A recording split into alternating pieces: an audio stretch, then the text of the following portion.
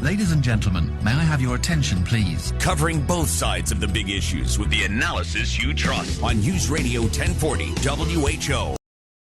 Is it inappropriate to be asking for a raise considering the circumstances that most industries have been faced with? I don't know. So workplace specialist and a guy who heads up the Vested Group, which is a firm that always is on the best places to work list. His name is Joel Patterson. He joins us on the Newsmaker line. Joel, thank you so much for joining us this morning. Thank you. Happy to be here. Okay, so industries, most of them had a bad year, unless you're in the virtual meeting industry, I think. I think most other industries had some sort of financial hardship. So let's just start with the very backbone of that question. Is it appropriate to try to ask for a raise considering the circumstances? Well, I think just about anything in life, it goes back to the same answer of it depends. It clearly matters how your organization is doing financially. It depends on, are they hiring and firing people right now? I mean, you've got to look at the big picture before you can make that determination. But if you decide as an employee that you believe that you've earned in some respect a raise, there's a few things that I can recommend that you do before you actually go into a conversation. First, I would say, walk into there confident in who you are, but not cocky, because it is a delicate situation. There are a lot of people asking for raises right now, but, a lot goes into how the conversation goes in determining your success. Go in with data. Don't just walk in there and say, well, I feel like I deserve something more. Understand what you're worth. Understand what other people in your position are being paid. And then maybe the most important thing is timing. I had an executive last summer come in and pretty much demand a 50% raise right in the middle of COVID, and that is not the way to handle it. But if you walk in there and you know that things are going fairly well for the organization, and the person that you're talking to, hopefully their role is doing well and they're able to thrive in the environment, then and you present a good case, you might be surprised by the results. So you might do all right. Yeah, one of the things that you mentioned there, it's important to kind of gauge where the company is at. And you alluded to just noticing if there has been hirings and firings. Is there a couple of real big bullet points that you think, if I'm on the fence, I think maybe I should get a 2 or 3% raise on top of my annual salary, but I need to take a look at what the company has been up to recently. What are a couple of things that you think I definitely need to know about the way the company is operating before I even think about having that conversation?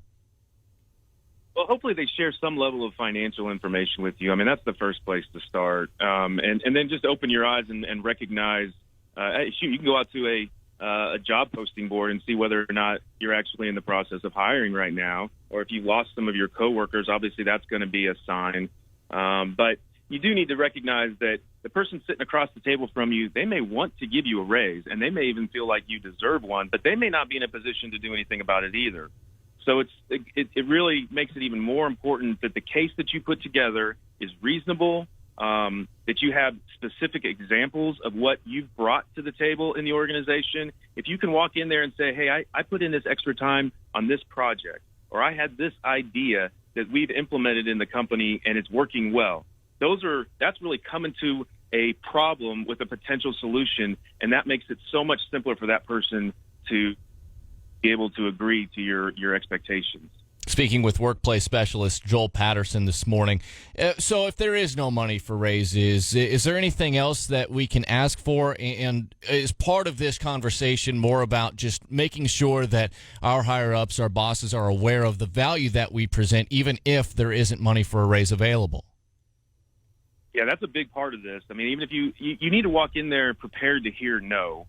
And if you do hear no, not just get all upset about it. Recognize that, all right, you've communicated how you feel, and maybe in 6 months this is another conversation that we can have that'll make sense at that point. But yeah, certainly look at things that aren't necessarily just cash in your pocket. Tuition reimbursement, PTO.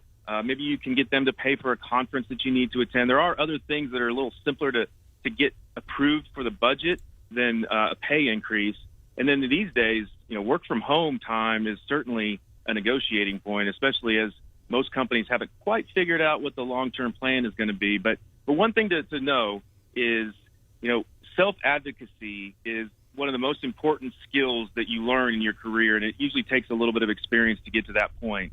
But don't feel guilty for standing up and feeling like you deserve something and asking for it, but also be reasonable about what the response is.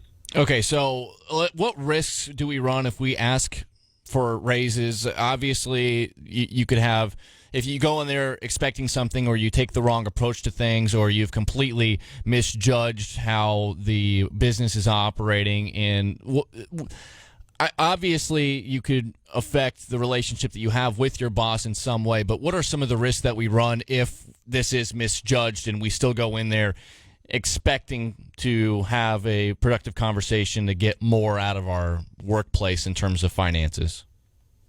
Yeah, the risk is really, you're going to damage a relationship if you don't do it properly. Again, if you have a good relationship with that person and you present your case in a calm manner, even when they say no, you're going to be much better off for it. I'll give you an example. I had one recently who they just said, well, why do you think you deserve this raise? And their comment was, well, because I know you can't survive without me.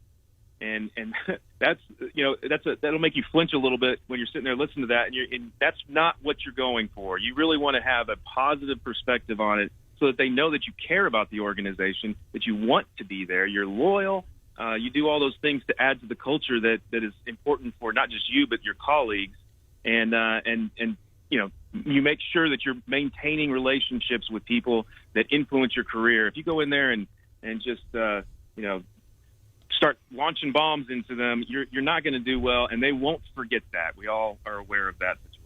Yeah, and certainly something to keep an eye on is just your typical social awareness, no matter where you are, because you don't want people to have that negative feeling, especially when you work for those people. Joel Patterson, workplace specialist of the Vested Group. We appreciate the time, sir. You have a great rest of your day. Thank you. You do the same. Take care.